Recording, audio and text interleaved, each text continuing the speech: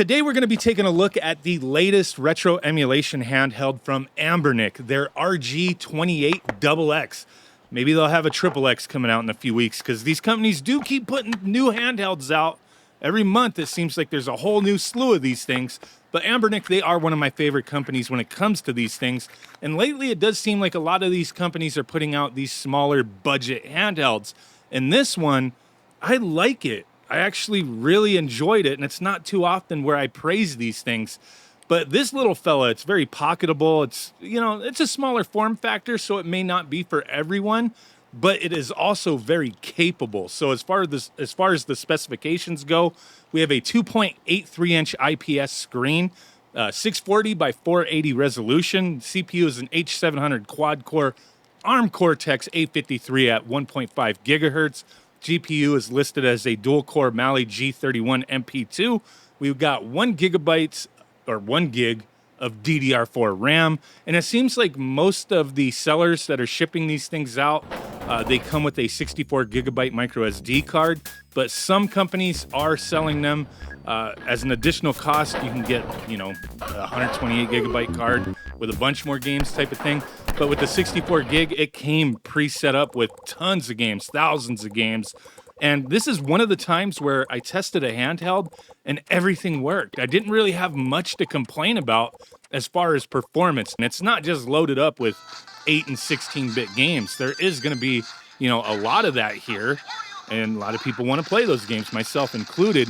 And yeah, all that stuff's going to run, but they do go further than that. Things like Dreamcast, Thomas Wave, Naomi. You do have some PS1 as well. But real quick, back to specifications. This thing does have a 3100 milliamp hour battery. You also have a HDMI out, which I did record quite a bit of footage with it. And you also have a vibration, like rumble built in, but it's very, very light. It's like a little buzz, a little vibrating buzz. Like, some people may like that, I guess, but it really doesn't, add anything to me. But this thing, I played a lot of games on it, tested everything out. It's using like a similar front end, I don't know what it's called, that a lot of these smaller handhelds, lower powered handhelds have been using. But it works fine for me. I'm sure there's going to be other, UIs and builds you can put on this thing, but I like to review just what was sent to me straight out of the box. If we want to, take a look at the other things this thing is capable of with custom firmware and stuff like that, I'll take a look, drop a comment down below. We'll dive into that type of thing. But just as far as what to expect buying this device, this was sent to me for purpose of review from Game Geek Goo. What are they called? Geek Goo, right? So they have them listed up right now. They're $60. There's several different colors you could choose from. They all come with a 64 gigabyte micro SD card. But yeah, testing everything out here. I played a Thomas Wave, some Rumblefish. It performed great. I mean, I played it through HDMI, and I do notice, like, when you're playing this through HDMI, the graphics, yeah, the resolution is low. Maybe that's why it can handle a lot of the stuff that it can handle, but it looked fine to me. Playing it on the big screen with HDMI, it does stretch everything out, but you have easy access to RetroArch or other settings depending on how you choose to play the game, as there is a RetroArch menu, and then there's like another menu with just games in it. So you go between the two. There's some crossover, different systems in RetroArch than there is in the main game menu, but you could easily access that stuff, change the aspect ratio. But yeah, Thomas Wave was running great. Dreamcast, man, I played like a bunch of games, and they all performed perfectly fine in my opinion. Actually, I take that back slightly. I did play House of the Dead, and there's some minor graphics glitches, but it doesn't really take away from the game. And it's something that I notice a lot of times with emulation for House of the Dead, but nothing major. You might not even notice it in this video, but there's a few little things here and there. Soul Calibur, Crazy Taxi, all performing just fine. And then even Naomi, Marvel vs. Capcom 2, there was some graphics glitches I did notice there, so got to point that out. But it played fine. It looked great. So yeah, I guess I got to scrub that. There was no issues. There's a few little tiny ones, right? I didn't see Nintendo 64 on this device, so now I'm thinking about that. Like, I didn't script this video. I'm just talking off the top of my head here. But there was no Nintendo 64. Huh, maybe this thing can't handle it. But yeah, it didn't come shipped with that. But, you know, playing all that, PS1 was fine.